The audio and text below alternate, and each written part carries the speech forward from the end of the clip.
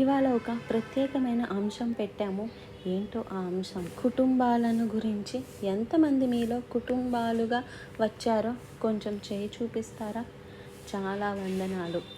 లోకమంతటిని ఒకటి చేయటం సులభమైంది, కానీ ఇప్పుడు కుటుంబం అంతటిని ఒకటి చేయటం కష్టమవుతుంది.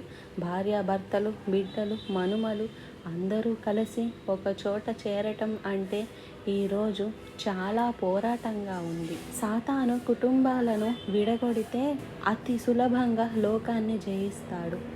అందుకే మొదటి కుటుంబాన్ని విడగొట్టాడు. ఎవరా మొదటి కుటుంబం?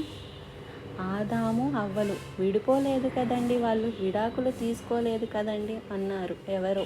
ఇతర దేశాల్లో లేక మన భారతదేశంలో అంత సులభంగా ఒకప్పుడు. ఇప్పుడు మనం కూడా అలాగే అయిపోయినట్లున్నాం. విడాకులు అనే మాట ఉండేది కాదు భారతదేశంలో.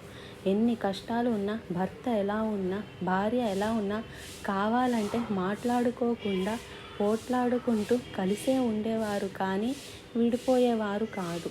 ఒకే ఇంట్లో ఉంటారు, ఒకరితో ఒకరు మాట్లాడుకోరు. పిల్లలుంటే వాళ్ళకి పనులు చెప్తారు,